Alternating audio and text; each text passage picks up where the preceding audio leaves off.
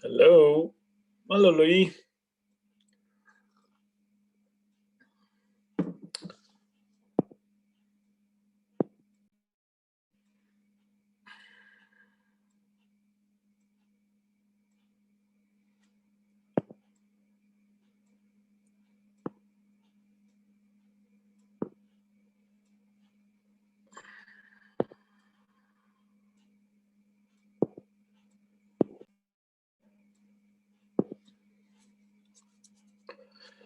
Hello, everyone. Hello, Louis. How are you?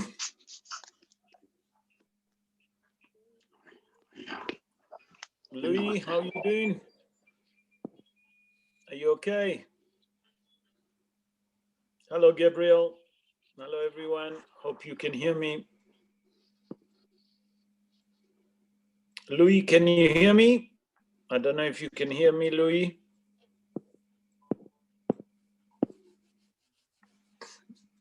No, Louis, you're not hearing me. Okay. Let's wait another few minutes for more people to come to join the show. How are you? How's it? I was thinking for a second you couldn't hear me. Hello, Brian. I couldn't hear you. I had to take my ears out. My earphones. Okay. Hello, Brian. How are you? Oh, good. Thank you. Good. Nice to see you with us. Thank you for joining us. Hello, Gabriel. Thank you for joining us also. We'll just give two more seconds for more people to join, and then we'll start the show, please God, about the book of Yehoshua. In the meantime, while we're waiting, if any one of you have any question regarding the last show, what we spoke about Yehoshua, any question?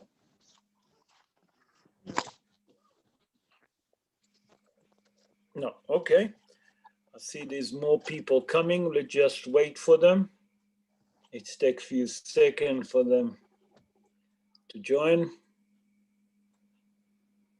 What's news, Brian? Tell us the news. He's got his face behind me. Who's behind you? And the dog. Okay. I'm saying it's his best one.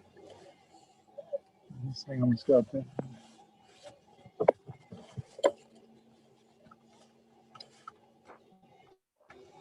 Is it closed on the other side?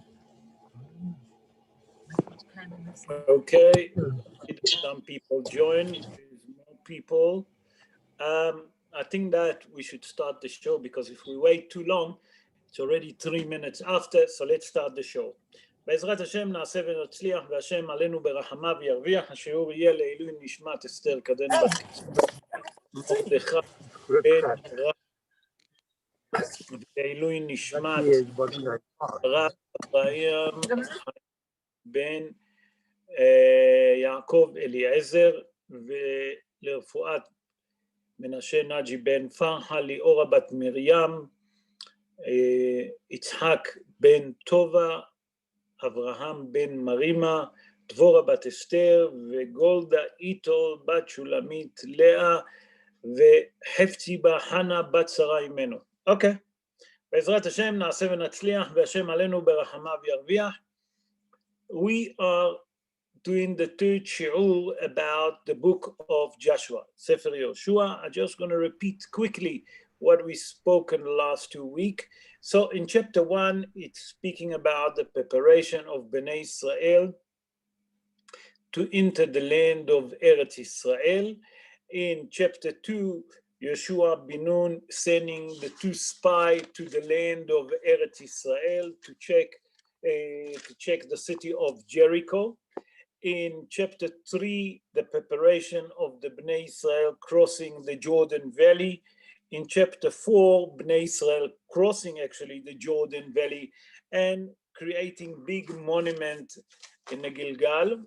In chapter 5, speak about the circumcision of Bnei Israel before entering to Eretz Israel, eating the Korban Pesach, because some of them that was in the wilderness didn't been circumcised, and those that were circumcised needed to do pri'ah also, and then the permission to eat from Tvu'at Haaretz, that means to eat Korban Pesach, that to eat the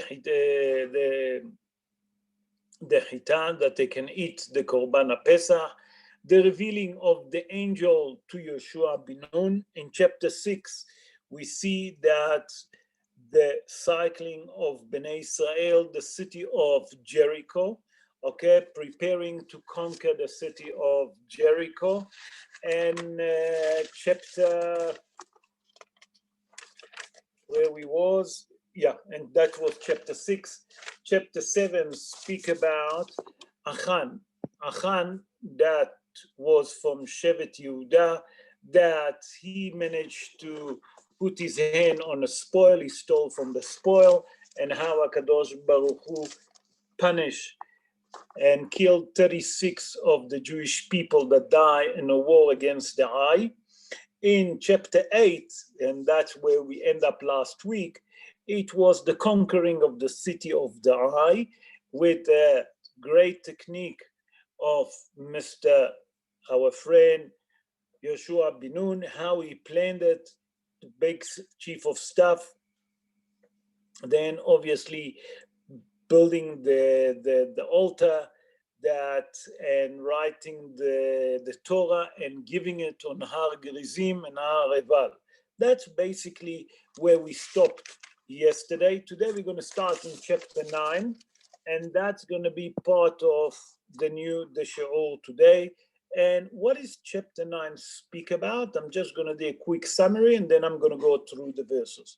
So in chapter 9, it speak about the unity of the 6 nations, that they are the Hitti, HaEmori, HaKnaani, HaPerizi, HaHivi, VaYevusi, to fight against Bnei Israel, and rather saying fighting against the Givonim that lied to Yehoshua ben Nun, because they came to Yehoshua ben Nun and said, listen, we came from a far land, we came specially to make peace with you, to convert with you. And let's see what's happening in chapter 9. In verse 1 to 2, and those verses, we can read and we can understand that the gathering of the 6 kings, the king of the Hitti, HaEmori, HaKnaani, HaPerizi, HaHivi, they made a coalition to fight against the Jewish people. As a matter of fact, it wasn't to fight against the Jewish people. They wanted to fight against the Givonim. But because Yehoshua ben Nun came for rescue of the Givonim, because they given them an oath that they will never kill them. So what happened? The Givonim approached Yehoshua, and Yehoshua gone to war, and that's how the war started with Bnei Israel. In verses 3 to 15, it's described how Bnei Israel actually making the peace agreement or the covenant of peace with the Givonim, and there the Givonim actually tricks the Jewish people. They tricks the Jewish people, and they say, listen, we come from a very far land, and we came to make peace with you, okay? And Bnei Israel made a mistake by that they didn't use the breastplate, the Urim and Tumim, to ask, is it true that the Givonim coming here for the sake of peace, or they coming from a close land or far land? They didn't ask all of those questions, and that's how the Givonim managed to trick Bnei Israel. But the Givonim also tricks Bnei Israel by telling them that they want them to take an oath in the name of the Almighty, that they will never harm them and never kill them.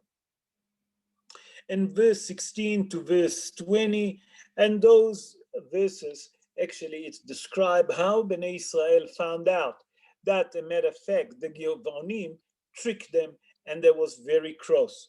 And Bnei Israel actually was ready to go to a war and try to kill the Givonim, until the priest the Jewish priest and the president of every tribe got involved and stopped Bnei Israel from killing the Givonim, and explaining to Bnei Israel, although that they tricked us, we given them our oaths that we will never harm them, will never kill them in the name of Hashem.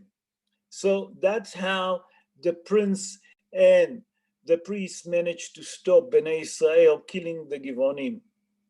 In verse 21 to verse 27, and those verses we see how Yehoshua ben Nun, matter of fact, got cross, and what he done, he cursed the Givonim, and he cursed them to become water carriers, that there will always going to be a water carriers and wood choppers to Bnei Israel.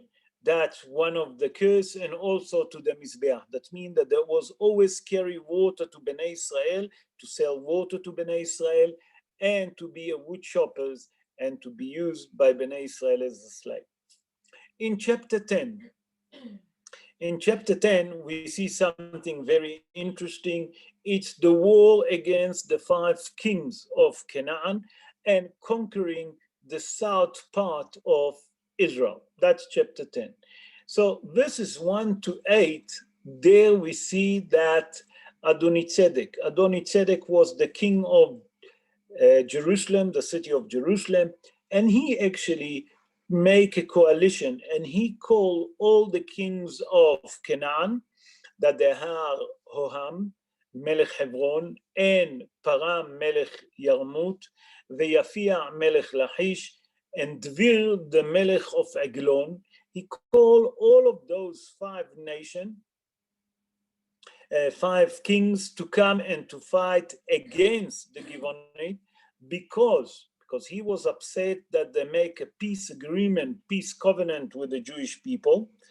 And on those verses, we see that the Givonim suddenly feeling that they're in dire strait, and they asking Yehoshua ben Nun and Bnei Israel to come and save them from the 5 kings.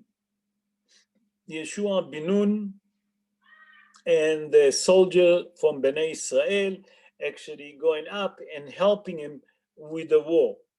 In verses 9 to 15, and those verses, it's described how Yehoshua ben Nun surprised the 5 kings, the Canaanite kings, while he attacked them at night, okay, and Bnei Israel killed many of them. And HaKadosh Baruch Hu made a miracle, and in bringing down big balls of hell, especially say ball of hell, and not small hell. It was big ball of hell, and the size was the size of a stone, and many of them actually been killed by those big hell instead of Bnei Israel killing them. Where those hells come? The Mefarshim explain that this big stone of hell came actually from the plague of hell that was in Egypt. Okay, HaKadosh Baruch Hu kept some for this war, and Hazal explained that HaKadosh Baruch Hu still keeping some of them for the war to come against Armageddon. And the war of Armageddon, HaKadosh Baruch Hu will bring down again big stone of hell to get rid of the enemy of the Jewish people. When everyone heard the great miracle that happened to Yehoshua ben Nun and Bnei Israel, Yehoshua ben Nun also davening to HaKadosh Baruch Hu that one sun will not sunset. Okay, there is a mahloket there. How long is the sun didn't sunset? According to one opinion, it was 24 hours.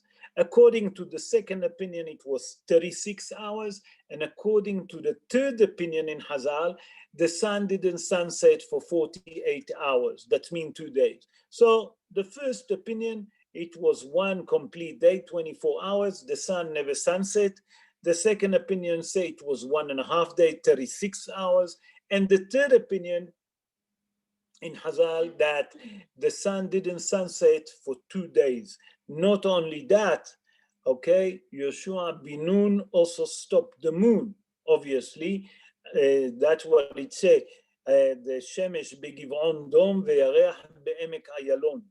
and everyone saw that miracle that for 24 hours, or for the different opinion that was 48 hours, that the sun didn't sunset. Everyone heard about that great miracle, and by that, everyone suddenly realized that Yehoshua ben Nun is a great leader, and the Jewish people accepted him, one of the great leaders, the same like Moshe Rabbeinu, and his name became publicized all over the world.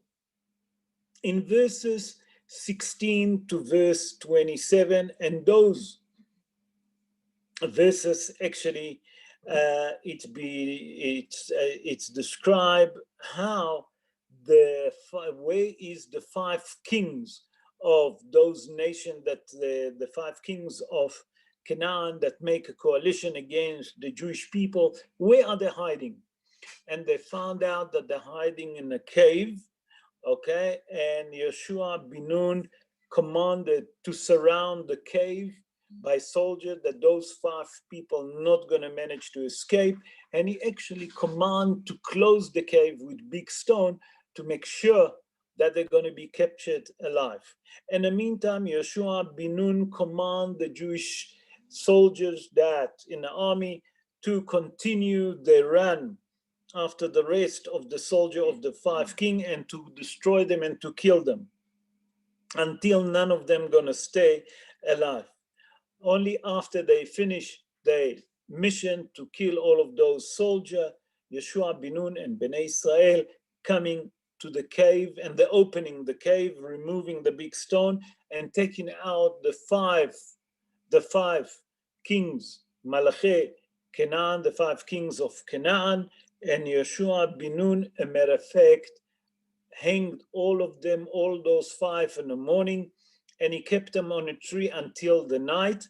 And the mitzvah say lo talin nivlato. Although there is a mahloket, should you leave them hanging or not? Because there is a question that the Mefarshim ask. Wait, we don't understand. Yehoshua ben Nun hanged them in the morning. At night, he took those five kings after they died, and he put them back in a cave, and he closed the cave in memory that everyone will remember that the miracle that happened to the Jewish people. So the Mefarshim ask, we don't understand. Yehoshua ben Nun hanged them in the morning, and at night again he took them out, the same like he done to the others, the same like happened with Achan. But how come when it's come to Esther Malka? We know that Esther Malka, when she spoke to Ahashverosh, you remember, I don't know if you remember, she said to Ahashverosh, okay, if it will allow to me to hang Haman, and not only that they left Haman, they also left him hanging. She didn't at night took him down and bury him. So the Mefarshim ask, how come? So the Mefarshim explain that there is a difference. If the enemy of the Jewish people, you're not obligated to take them, you can leave them, especially people like Haman. But because Yehoshua ben Nun have mercy and compassion on those five kings, in the morning he hanged them, and at night he throw them back into the cave, and he closed the cave. So that means not to embarrass the body. That's what's happened there. Let's continue in verses 28 to verse 41. And those verses, it's describe how Bnei Israel now actually managing to conquer the south of Israel, and everything actually done by commanding that the command that HaKadosh Baruch Hu tell Yehoshua, and Yehoshua ben Nun tell it to Bnei Israel, and HaKadosh Baruch Hu helping the Jewish people in all of those war, to win all of those war, because they kept all the mitzvot. In chapter 11, we see something very, very interesting. Here it speaks about a different war, the war of Bnei Israel with the king of the north part of Israel, and conquering the south of Eretz Israel by Yehoshua ben Nun. So if we stop here for a second, we just summarize we see that Yehoshua bin Nun took him, by the way, Rabotai, it took him 7 years to conquer Eretz Israel. That means for 7 solid years, okay, almost 7 solid years, Yehoshua bin Nun fought and conquered Eretz Israel. So the time that Yehoshua, from the time that Yehoshua bin Nun into Eretz Israel, it took him 7 years to conquer Eretz Israel. And that's what it's going to speak in chapter 11. In verse 1 to verse 18, and those verses, it describes how the king of the north, again, doing a coalition, they didn't learn from the 5 kings of Canaan, that what happened to them, and they come into war against Bnei Israel. And the king that organized all of that was the king Yavin. He was the king of Hatzor. He organized all of the 5 kings to come to a war against Bnei Israel. They done one coalition, and they're all going to fight Bnei Israel. And Hazal say that the north kings of Eretz Israel have hayalim kemo hol alayam. What it means? That means that they have so many soldiers like the sand on the sea. That the king of the north of Eretz Israel, the 5 kings that joined together and they done a coalition against Bnei Israel, against Yehoshua bin Nun, when they come to the war, they have so many soldiers like the sand on the sea. HaKadosh Baruch Hu appearing to Yehoshua bin Nun and telling them not to be afraid, although that it's a great nation and too many people coming towards against them. Okay, HaKadosh Baruch Hu promised Yehoshua bin Nun that the following morning he'll see all of them like carcasses. And HaKadosh Baruch Hu in the morning show all of them dying. And here there is a very, very, very special command that HaKadosh Baruch Hu command Yehoshua bin Nun, and he's telling him that they're obligated to cut the leg of the horses that belong to the enemy and to burn the chariot. And many of the Mefarshim ask, why? Why not to take the horses? Why not to take the chariot? So the Bnei Israel will have a better army. So Hazal explained like this: HaKadosh Baruch Hu command to cut the leg of the horses and to burn the chariot, to teach the Jewish people and to send the message to the Jewish people that the power of the Jewish people is not by how many chariots you have, how many horses you have, or if we translate it to our days, how many tanks, how many jet fighters you have. The Jewish people power is when they dive into HaKadosh Baruch Hu, and if they keep his mitzvot, then HaKadosh Baruch Hu will do to them special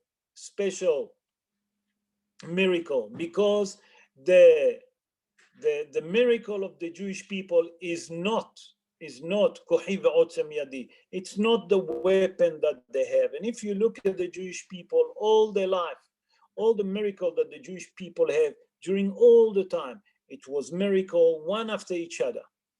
Okay, in verses 19 to verse 20, here we see something also very interesting. HaKadosh Baruch Hu strengthened the hearts of the rest of the enemy against the Jewish people that live in Eretz Israel.